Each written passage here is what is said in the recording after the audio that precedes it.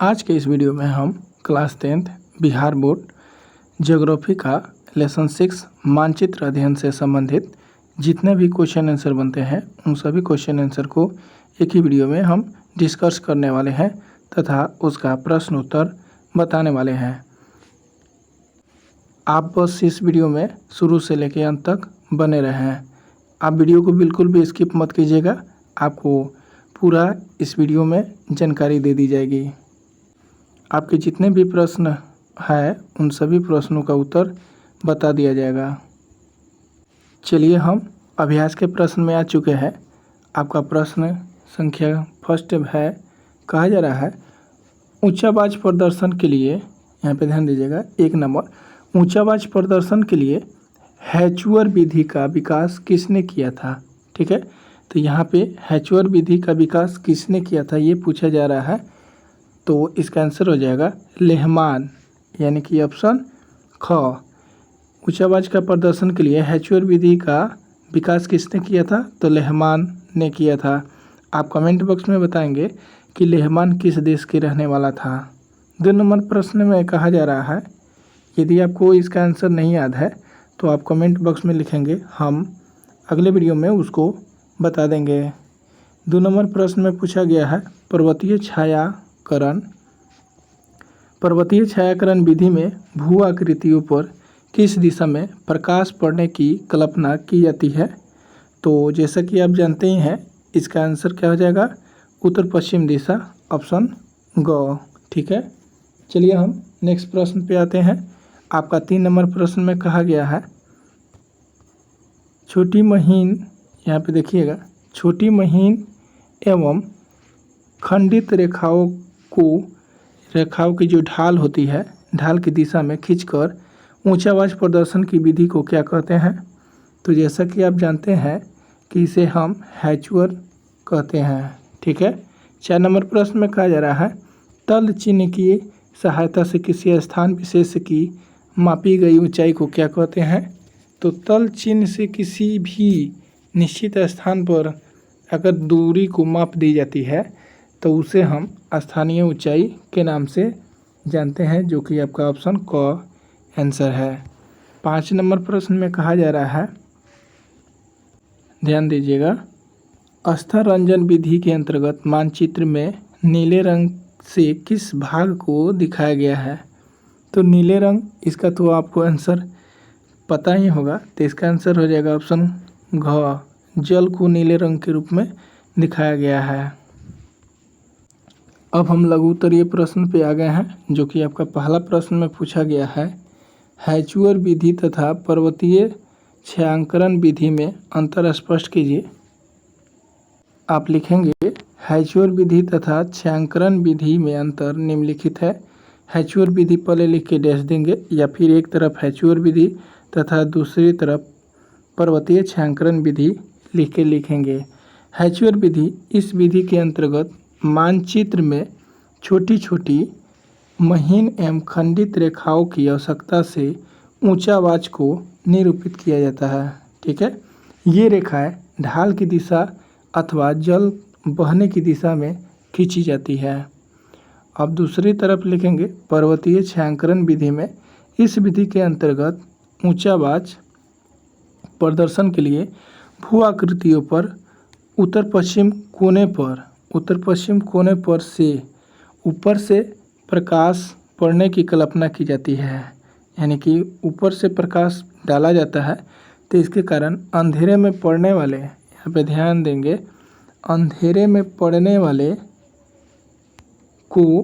वाले जो हिस्से होते हैं, पड़ने वाले हिस्से को या ढाल को गहरी आभा में भर देते हैं, जबकि प्रकाश वाले हिस्से या कम प्रकाश ढाल वाले हल्की आभा से भर देते हैं। इसे हम क्या करते हैं, खाली छोड़ देते हैं। चलिए अब हम क्वेश्चन नंबर 2 पे आ गए हैं। आपका क्वेश्चन नंबर 2 में कहा गया है तल चिन्ह और स्थानीय ऊंचाई क्या है। दोस्त, हम आशा करते हैं कि यह वीडियो आपको हेल्पफुल लग रही होगी। यदि हेल्पफुल लग रही है तो इस वीडियो को एक लाइक और चैनल को सब्सक्राइब जरूर करेंगे और अपने दोस्तों को भी इस चैनल से जोड़ेंगे। चलिए, यदि आपका कोई सुझाव हो कि नहीं सर आप इस तरह से पढ़ाइए, हमें ऐसा समझ में नहीं आया है, तो अपना सुझाव इसमें कमेंट बॉक्स के माध्यम से ज़रूर लिखेंगे, क्योंकि कोई भी टीचर नहीं है कि बच्चों को 100% समझ सके।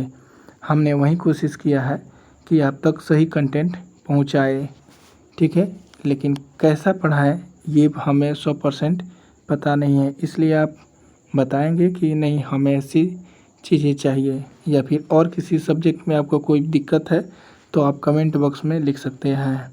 चलिए 2 नंबर प्रश्न के आंसर को हम देख लेते हैं।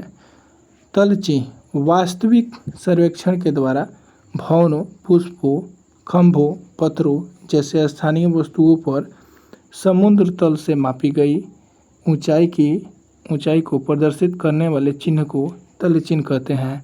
अर्थात कहने का मतलब है तलचिन्ह ऐसी वास्तविक सर्वेक्षण के द्वारा, जैसे कि किसी पुष्प को, खंभे को, पत्थरों जैसे वस्तुओं एवं समुद्र में मापी गई ऊंचाई को प्रदर्शित करने वाले को ही हम क्या कहते हैं, तलचिन्ह कहते हैं। मानचित्र पर ऐसे ऊंचाई को प्रदर्शित करने के लिए ऊंचाई फीट अथवा मीटर किसी एक इकाई में लिखा जाता है, किसी भी एक ही इकाई में लिखा जाता है। स्थानीय ऊंचाई तल चिन्ह की सहायता से किसी स्थान विशेष की मापी गई ऊंचाई को स्थानीय ऊंचाई भी कहा जाता है। इस विधि के द्वारा मानचित्र में विभिन्न स्थानों की ऊंचाई संख्या में लिख दी जाती है। आपका 2 नंबर प्रश्न का उत्तर हो गया। चलिए अब हम 3 नंबर प्रश्न पे आते हैं। आपका 3 नंबर प्रश्न में कहा गया है, समोच्च रेखा से आप क्या समझते हैं? वे काल्पनिक रेखाएं जो मानचित्र पर स्थित उन सभी स्थानों को मिलाती है, उनकी ऊंचाई समुद्र तल से समान हो, उसे हम समोच्च रेखा कहते हैं। मानचित्र पर इन समोच्च रेखाओं को बादामी रंग से दिखाया गया है। इसका प्रतिपादन एक डच अभियंता एन क्रूंकीस ने 1730 ईस्वी में किया था। यहाँ पे ये भी पूछा जा सकता है दोस्त कि जो समोच्च रेखाएं है उसका प्रतिपादन किसने किया था? तो क्रूंकीस ने 1730 ईस्वी में किया था। इसे आप याद रखेंगे। आपका नेक्स्ट प्रश्न है 4 नंबर, अस्थारंजन क्या है? भू आकृतियों का प्रदर्शन मानचित्र पर विभिन्न रंगों की अलग अलग आभाओं द्वारा करना अस्थारंजन कहलाता है। यानी भू आकृति को आप मानचित्र पर अलग अलग रंग से जो आप दिखाते हैं, प्रदर्शित करते हैं, उसे ही स्थल रंजन कहा जाता है। जैसा समुद्र या स्थलीय भाग को नीले रंग से दिखाते हैं, मैदान को हरे रंग के द्वारा, पर्वत को बादामी रंग के द्वारा तथा ऊंची जमीन को भूरे रंग के द्वारा दिखाते हैं। ठीक है, यही अस्थारंग होता है। आशा है कि आप अस्थारंजन समझ गए होंगे। तो हम अगले प्रश्न पे आ जाते हैं। 5 नंबर प्रश्न में कहा गया है, समोच्च रेखाओं द्वारा शंकु आकार, यहाँ पे शंकु आकार भी हो सकता है या फिर शंक्वाकार पहाड़ी का प्रदर्शन किस प्रकार किया जाता है? तो चलिए इसका आंसर लिखिए। दोस्त, जैसा कि आपको पता होगा कि जिस प्रदेश की ऊंचाई 1000 मीटर से कम हो वह शंकु आकार पहाड़ी कहलाता है, और इससे संबंधित ऊंचाई वाले भाग को पर्वत कहते हैं। यानी इससे ऊपर जो पहाड़ होता है उसे पर्वत कहा जाता है। इसके प्रदर्शन के लिए समोच्च रेखाएं गोलाकार होती है, जिनका मान भीतर की ओर बढ़ता जाता है। तो आप समझ गए होंगे कि समोच्च रेखा शंक्वाकार के होती है, यानी कि जो रेखा 1000 मीटर, यानी जो पहाड़ी 1000 मीटर से ऊंची होती है उसे हम क्या कहते हैं? शंक्वाकार पहाड़ी कहते हैं। अब हम दीर्घ उत्तरीय प्रश्न पे आ गए हैं, जो कि आपका पहला प्रश्न में पूछा गया है। ध्यान देंगे। ऊंचा आवाज प्रदर्शन की प्रमुख विधियों का उल्लेख करें। ठीक है दोस्त, तो चलिए इसका आंसर लिखिए। वैसे इसको कई पार्ट में डिवाइड किया गया है, तो एक एक पॉइंट को आप लिखेंगे। ऊंचा आवाज प्रदर्शन की प्रमुख विधियाँ निम्नलिखित है। पहला विधि लिखेंगे हैचुअर विधि। इस विधि के अंतर्गत मानचित्र में छोटी महीन एवं खंडित रेखाओं की सहायता से ऊंचावाच को निरूपित करते हैं। ये रेखाएं ढाल की दिशा अथवा जल बहने की दिशा में खींची जाती है। ये भी आपसे पूछा जा सकता है कि ढाल की दिशा तथा जल की दिशा में बहने के दिशा में खींची गई रेखा को क्या कहते हैं, तो उसे हैचुअर विधि कहते हैं। पर्वतीय छायांकन विधि। इस विधि के द्वारा इस विधि के अंतर्गत ऊंचावाच प्रदर्शन के लिए भू आकृतियों कर पर उत्तर पश्चिम कोने पर ऊपर से प्रकाश पड़ने की कल्पना की जाती है, जैसा कि अभी थोड़ी देर पहले आपको बताया है। इसके लिए इसके कारण अंधेरा में पड़ने वाले हिस्से को या ढाल को गहरी आभा से भर देते हैं, जबकि प्रकाश वाले हिस्से या कम ढाल को हल्की आभा से भर देते हैं या फिर उसे खाली ही छोड़ देते हैं। तीसरा पॉइंट है जल चिन्ह। वास्तविक सर्वेक्षण के द्वारा भवनों, पुष्पों, खंभों, पत्थरों जैसे स्थानीय वस्तुओं पर समुद्र तल से मापी गई ऊंचाई को प्रदर्शित करने वाले चिन्ह को तल चिन्ह कहते हैं।